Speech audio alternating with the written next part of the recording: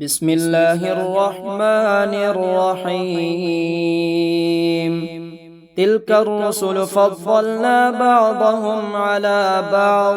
منهم من كلم الله ورفع بعضهم درجات، وآتينا عيسى ابن مريم البينات وأيدناه بروح القدس، ولو شاء الله ما اقتتل الذين من بعدهم من بعد ما جاءتهم البينات ولكن اختلفوا فمنهم من آمن ومنهم من كفر، ولو شاء الله ما اقتتلوا ولكن الله يفعل ما يريد. يا أيها الذين آمنوا أنفقوا مما رزقناكم من قبل أن يأتي يوم لا بيع فيه ولا خلة ولا شفاعة، والكافرون هم الظالمون. الله لا إله إلا هو الحي القيوم، لا تأخذه سنة ولا نوم، له ما في السماوات وما في الأرض. من ذا الذي يشفع عنده إلا بإذنه، يعلم ما بين أيديهم وما خلفهم، ولا يحيطون بشيء من علمه إلا بما شاء، وسع كرسيه السماوات والأرض، ولا يؤوده حفظهما وهو العلي العظيم. لا إكراه في الدين، قد تبين الرشد من الغي، فمن يكفر بالطاغوت ويؤمن بالله فقد استمسك بالعروة الوثقى، لا انفصام لها، والله سميع عليم. الله ولي الذين آمنوا يخرجهم من الظلمات إلى النور، والذين كفروا أولياؤهم الطاغوت يخرجونهم من النور إلى الظلمات، أولئك أصحاب النار هم فيها خالدون. ألم تر إلى الذي حاج إبراهيم في ربه أن آتاه الله الملك، إذ قال إبراهيم ربي الذي يحيي ويميت، قال أنا أحيي وأميت. قال إبراهيم فإن الله يأتي بالشمس من المشرق فأت بها من المغرب، فبهت الذي كفر، والله لا يهدي القوم الظالمين. أو كالذي مر على قرية وهي خاوية على عروشها، قال أنى يحيي هذه الله بعد موتها، فأماته الله 100 عام ثم بعثه، قال كم لبثت؟ قال لبثت يوما أو بعض يوم. قال بل لبثت 100 عام، فانظر إلى طعامك وشرابك لم يتسنه، وانظر إلى حمارك ولنجعلك آية للناس، وانظر إلى العظام كيف ننشزها ثم نكسوها لحما، فلما تبين له قال أعلم أن الله على كل شيء قدير. وإذ قال إبراهيم رب أرني كيف تحيي الموتى، قال أولم تؤمن؟ قال بلى ولكن ليطمئن قلبي، قال فخذ أربعة من الطير فصرهن إليك ثم اجعل على كل جبل منهن جزءا ثم ادعهن يأتينك سعيا واعلم أن الله عزيز حكيم. مثل الذين ينفقون أموالهم في سبيل الله كمثل حبة أنبتت 7 سنابل في كل سنبلة 100 حبة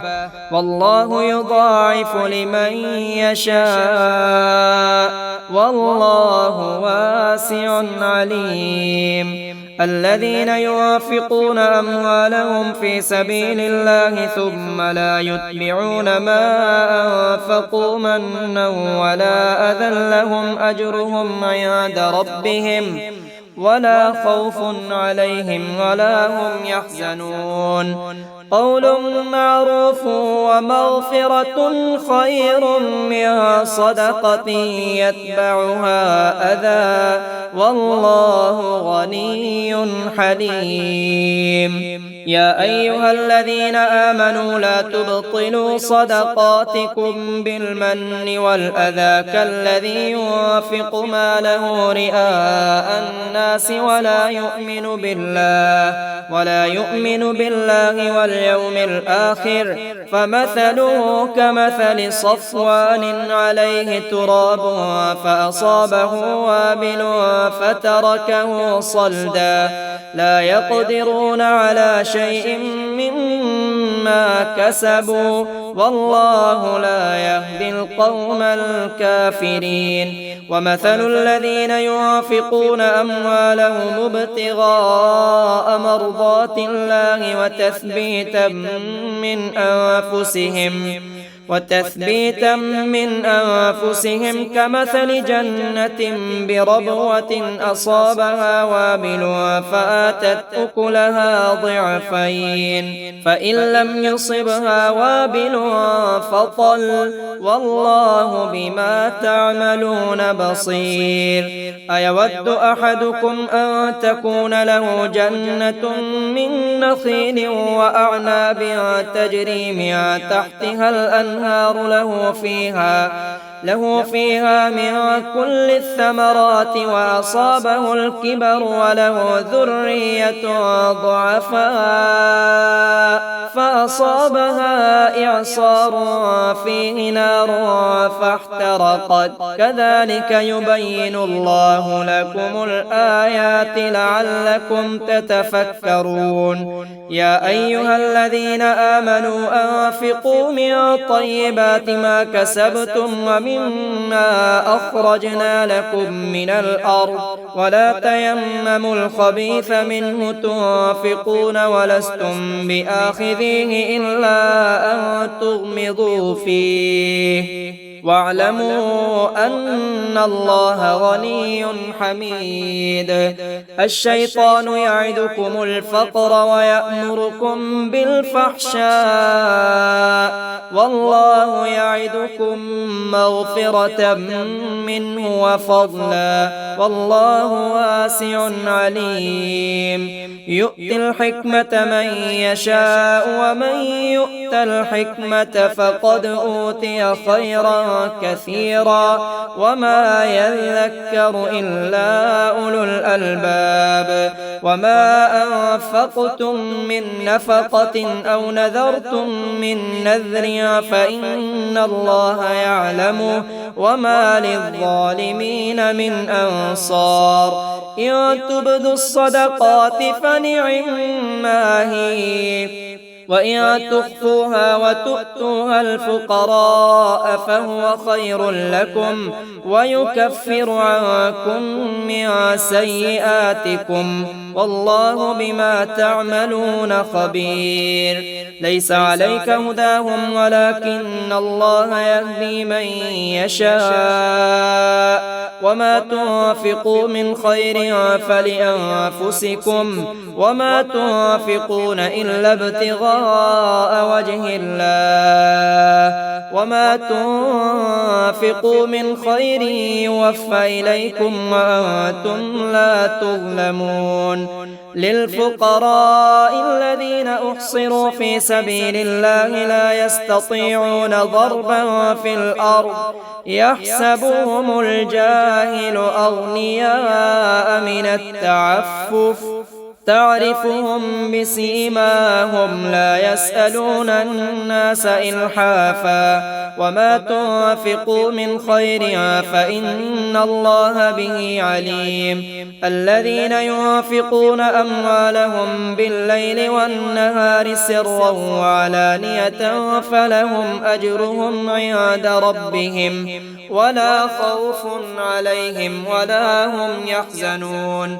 الذين يأكلون الربا لا يقومون إلا كما يقوم الذي يتخبطه الشيطان من المس ذلك بأنهم قالوا إنما البيع مثل الربا وأحل الله البيع وحرم الربا فمن جاءه موعظة من ربه فانتهى فله ما سلف وأمره إلى الله ومن عاد فأولئك أصحاب النار هم فيها خالدون يمحق الله الربا ويربي الصدقات والله لا يحب كل كفار أثيم إن الذين آمنوا وعملوا الصالحات وأقاموا الصلاة وآتوا الزكاة لهم أجرهم عند ربهم ولا خوف عليهم ولا هم يحزنون يا أيها الذين آمنوا اتقوا الله وذروا ما بقي من الربا إن كنتم مؤمنين فإن لم تفعلوا فأذنوا بحرب من الله ورسوله وإن تبتم فلكم رؤوس أموالكم لا تظلمون ولا تظلمون وإن كان ذو عسرة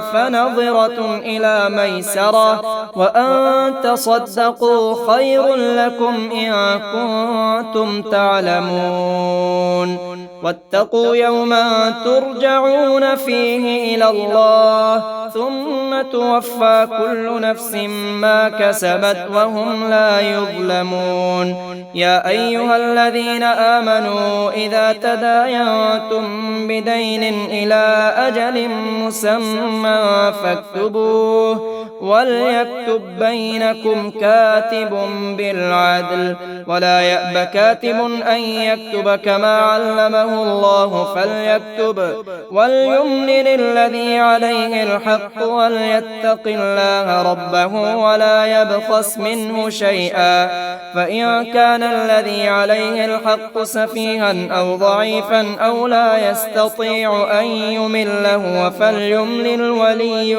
بالعدل واستشهدوا شهيدين من رجالكم فإن لم يكونا رجلين فرجل وامرأتان ممن ترضون من الشهداء أن تضل إحداهما فتذكر إحداهما الأخرى ولا يأبى الشهداء إذا ما دعوا ولا تسأموا أن تكتبوه صغيرا أو كبيرا إلى أجله ذلكم أقسط عند الله وأقوم للشهادة وأدنى ألا ترتابوا إلا أن تكون تجارة حاضرة تديرونها بينكم فليس عليكم جناح ألا تكتبوها وأشهدوا إذا تبايعتم ولا يضار كاتب ولا شهيد وإن تفعلوا فإنه فسوق بكم واتقوا الله ويعلمكم الله والله بكل شيء عليم وإن كنتم على سفر ولم تجدوا كاتبا فرهان مقبوضة فإن أمن بعضكم بعضا فليؤدي الذي اؤتمن أمانته وليتق الله ربه ولا تكتموا الشهادة ومن يكتمها فإنه آثم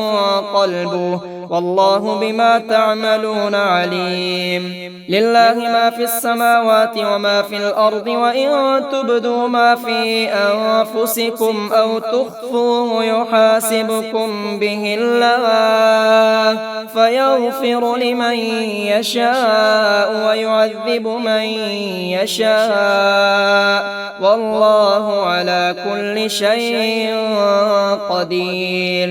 آمن الرسول بما أنزل إليه من ربه والمؤمنون كل آمن بالله وملائكته وكتبه ورسله لا نفرق بين أحد من رسله وقالوا سمعنا وأطعنا غفرانك ربنا وإليك المصير. لا يكلف الله نفسا إلا وسعها لها ما كسبت وعليها ما اكتسبت. ربنا لا تؤاخذنا إن نسينا أو أخطأنا، ربنا ولا تحمل علينا إصرا كما حملته على الذين من قبلنا، ربنا ولا تحملنا ما لا طاقة لنا به واعف عنا واغفر لنا وارحمنا أنت مولانا فانصرنا على القوم الكافرين. بسم الله الرحمن الرحيم. ألف لام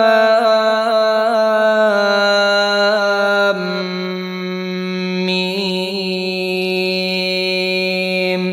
الله لا إله إلا هو الحي القيوم نزل عليك الكتاب بالحق مصدقا لما بين يديه وأنزل التوراة والإنجيل من قبل هدى للناس وأنزل الفرقان إن الذين كفروا بآيات الله لهم عذاب شديد والله عزيز ذو انتقام. إن الله لا يخفى عليه شيء في الأرض ولا في السماء هو الذي يصوركم في الأرحام كيف يشاء لا إله إلا هو العزيز الحكيم. هو الذي أنزل عليك الكتاب منه آيات محكمات هن أم الكتاب وأخر متشابهات فأما الذين في قلوبهم زيغ فيتبعون ما تشابه منه ابتغاء الفتنة وابتغاء تأويله وما يعلم تأويله إلا الله. والراسخون في العلم يقولون آمنا به كل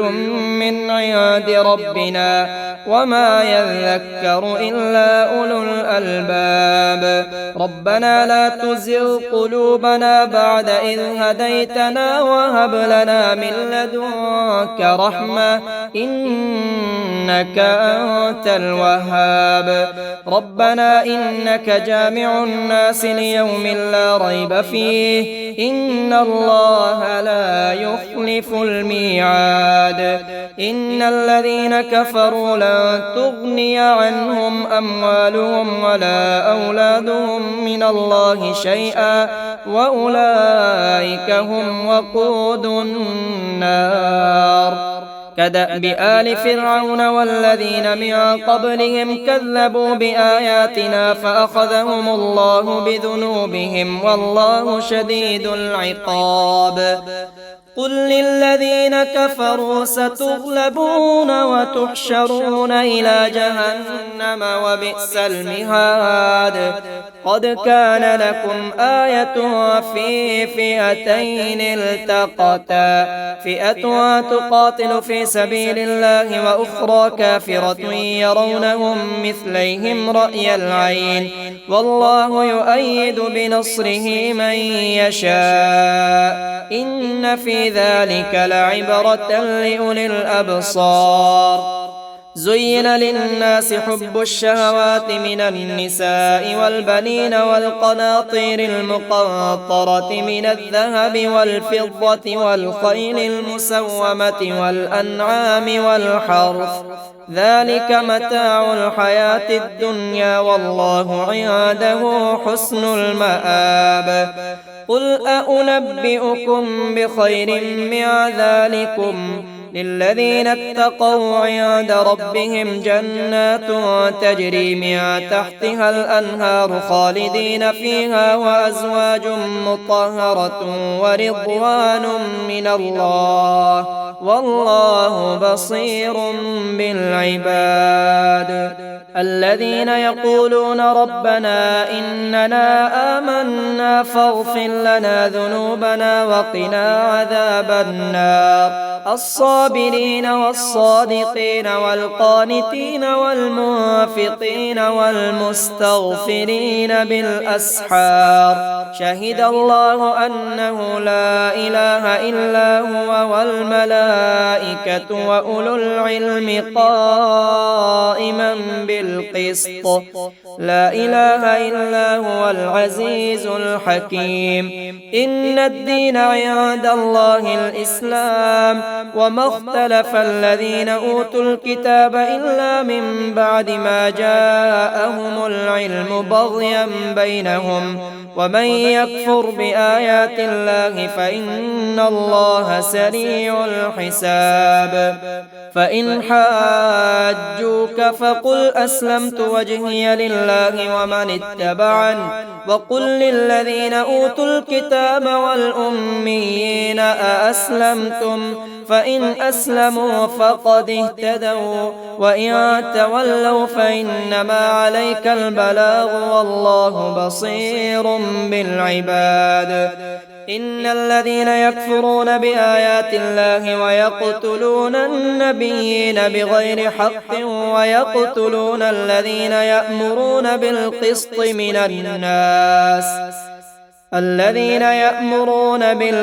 من الناس فبشرهم بعذاب أليم أولئك الذين حبطت أعمالهم في الدنيا والآخرة وما لهم من ناصرين ألم تر إلى الذين أوتوا نصيبا من الكتاب يدعون إلى كتاب الله ليحكم بينهم ثم يتولى فريق منهم وهم معرضون ذلك بأنهم قالوا لن تمسنا النار إلا أياما معدودات وغرهم في دينهم ما كانوا يفترون فكيف إذا جمعناهم ليوم لا ريب فيه ووفيت كل نفس ما كسبت وهم لا يظلمون قل اللهم مالك الملك تؤتي الملك من تشاء وتنزع الملك ممن تشاء وتعز من تشاء وتذل من تشاء بيدك الخير إنك على كل شيء قدير تولج الليل في النهار وتولج النهار في الليل وتخرج الحي من الميت وتخرج الميت من الحي وترزق من تشاء بغير حساب لا يتخذ المؤمنون الكافرين أولياء من دون المؤمنين ومن يفعل ذلك فليس من الله في شيء إلا أن تتقوا منهم تقاه ويحذركم الله نفسه وإلى الله المصير قل إن تخفوا ما في صدوركم أو تبدوه يعلمه الله ويعلم ما في السماوات وما في الأرض والله على كل شيء قدير يوم تجد كل نفس ما عملت من خير محضرا وما عملت من سوء تود لو أن بينها وبينه أمدا بعيدا ويحذركم الله نفسه والله رؤوف بالعباد.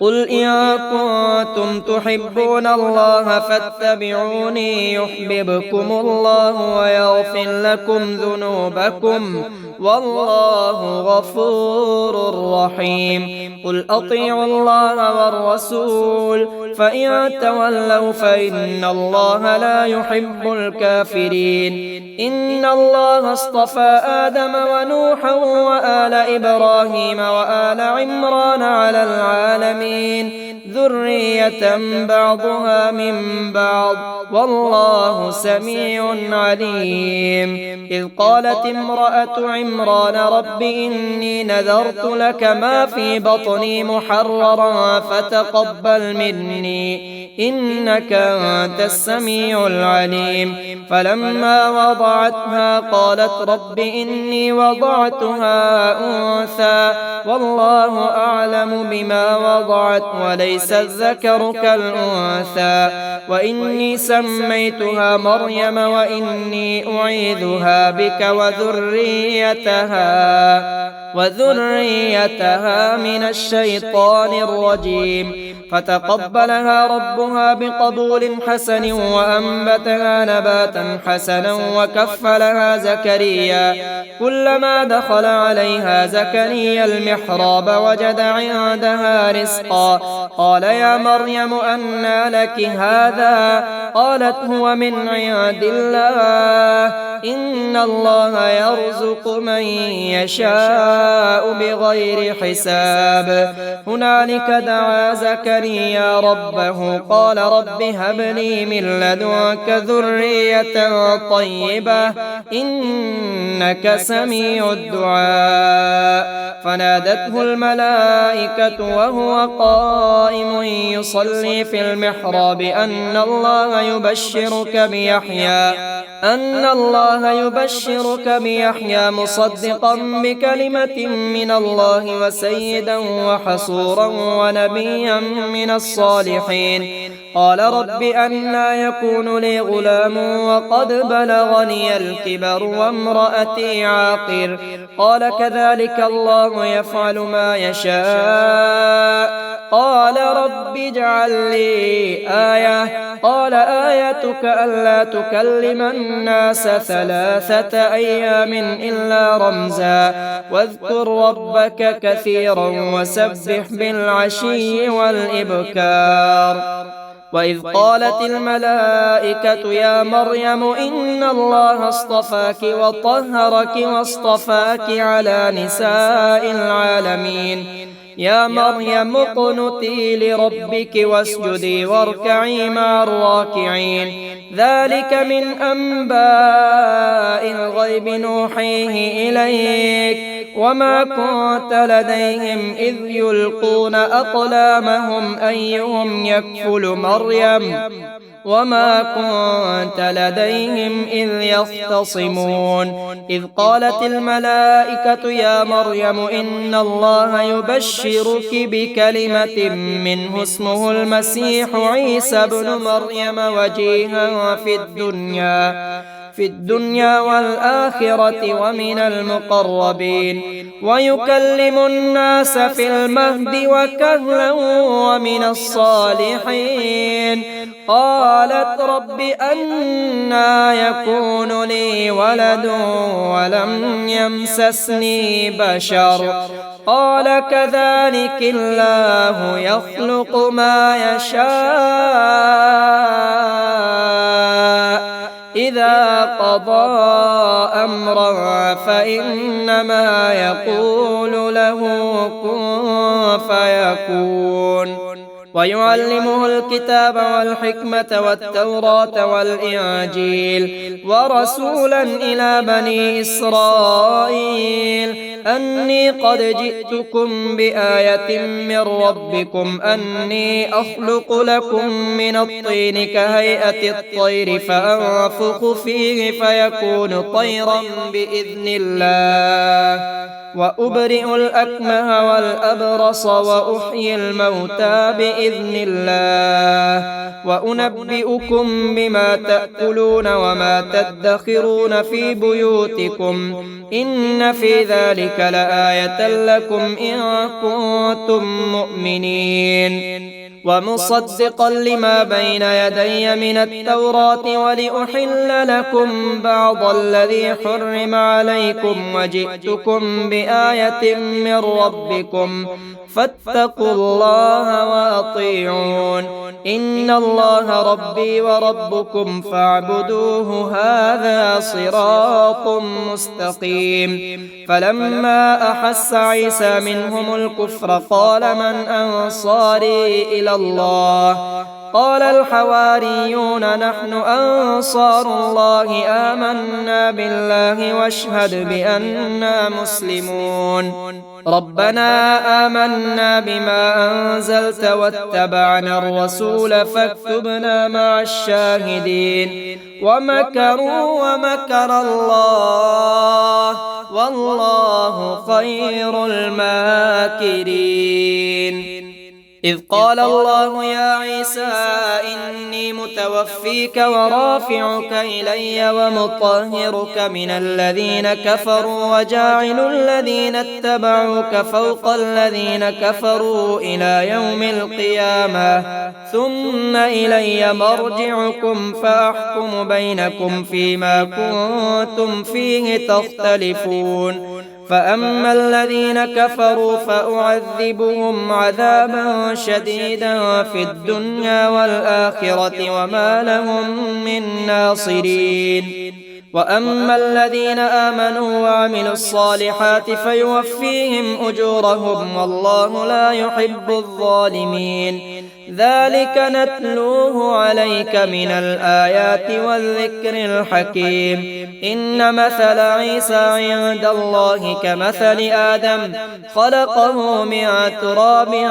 ثم قال له كن فيكون الحق من ربك فلا تكن من الممترين فمن حاجك فيه من بعد ما جاءك من العلم فقل تعالوا ندع أبناءنا وأبناءكم ونساءنا ونساءكم وأنفسنا وأنفسكم ثم نبتهل فنجعل لعنة الله على الكاذبين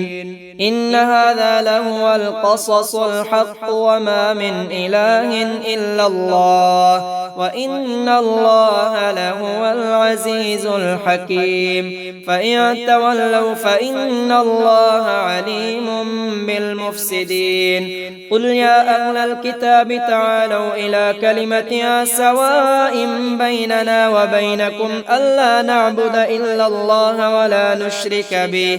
ولا نشرك به شيئا ولا يتخذ بعضنا بعضا أربابا من دون الله فإن تولوا فقولوا اشهدوا بأننا مسلمون يا أهل الكتاب لم تحاجون في إبراهيم وما أنزلت التوراة والإنجيل إلا من بعده أفلا تعقلون ها أنتم هؤلاء حاججتم فيما لكم به علم فلم تحاجون فيما ليس لكم به علم والله يعلم وأنتم لا تعلمون ما كان إبراهيم يهوديا ولا نصرانيا ولكن كان حنيفا مسلما وما كان من المشركين إن أولى الناس بإبراهيم للذين اتبعوه وهذا النبي والذين آمنوا والله ولي المؤمنين ودت طائفة من أهل الكتاب لو يضلونكم وما يضلون إلا أنفسهم وما يشعرون يا أهل الكتاب لم تكفرون بآيات الله وأنتم تشهدون يا أهل الكتاب لم تلبسون الحق بالباطل وتكتمون الحق وأنتم تعلمون وقالت طائفة من أهل الكتاب آمنوا بالذي أنزل على الذين آمنوا وجه النهار واكفروا آخره لعلهم يرجعون ولا تؤمنوا إلا لمن تبع دينكم قل إن الهدى هدى الله أن يؤتى أحد مثل ما أوتيتم أو يحاجوكم عند ربكم قل إن الفضل بيد الله يؤتيه من يشاء والله واسع عليم يختص برحمته من يشاء والله ذو الفضل العظيم ومن أهل الكتاب من إن تأمنه بقنطار يؤده إليك ومنهم من إن تأمنه بدينار لا يؤده إليك إلا ما دمت عليه قائما ذلك بأنهم قالوا ليس علينا في الأميين سبيل ويقولون على الله الكذب وهم يعلمون بلى من أوفى بعهده واتقى فإن الله يحب المتقين إن الذين يشترون بعهد الله وأيمانهم ثمنا قليلا أولئك لا خلاق لهم في الآخرة ولا يكلمهم الله ولا ينظر إليهم يوم القيامة ولا يزكيهم ولهم عذاب أليم وإن منهم لفريقا يلوون ألسنتهم بالكتاب لتحسبوه من الكتاب وما هو من الكتاب ويقولون هو من عند الله وما هو من عند الله ويقولون على الله الكذب وهم يعلمون ما كان لبشر أن يؤتيه الله الكتاب والحكم والنبوة ثم يقول للناس كونوا عبادا لي من دون الله ولكن كونوا ربانيين بما كنتم تعلمون الكتاب وبما كنتم تدرسون ولا يأمركم أن تتخذوا الملائكة والنبيين أربابا أيأمركم بالكفر بعد إذ أنتم مسلمون وإذ أخذ الله ميثاق النبيين لما آتيتكم من كتاب وحكمة ثم جاءكم رسول مصدق لما معكم لتؤمنن به ولتنصرنه قال أقررتم وأخذتم على ذلكم إصري قالوا أقررنا قال فاشهدوا وأنا معكم من الشاهدين فمن تولى بعد ذلك فأولئك هم الفاسقون أفغير دين الله يبغون وله أسلم من في السماوات والأرض طوعا وكرها وإليه يرجعون قل آمنا بالله وما أنزل علينا وما أنزل على إبراهيم وإسماعيل وإسحاق ويعقوب والأسباط وما أوتي موسى وعيسى والنبيون من ربهم لا نفرق بين أحد منهم ونحن له مسلمون ومن يبتغ غير الإسلام دينا فلن يقبل منه وهو في الآخرة من الخاسرين كيف يهدي الله قوما كفروا بعد إيمانهم وشهدوا أن الرسول حق وجاءهم البينات والله لا يهدي القوم الظالمين أولئك جزاؤهم أن عليهم لعنة الله والملائكة والناس أجمعين خالدين فيها لا يخفف عنهم العذاب ولا هم ينظرون إلا الذين تابوا من بعد ذلك وأصلحوا فإن الله غفور رحيم إن الذين كفروا بعد إيمانهم ثم ازدادوا كفرا لن تقبل توبتهم وأولئك هم الضالون إن الذين كفروا وماتوا وهم كفار فلن يقبل من أحدهم ملء الأرض ذهبا ولو افتدى به أولئك لهم عذاب أليم وما لهم من ناصرين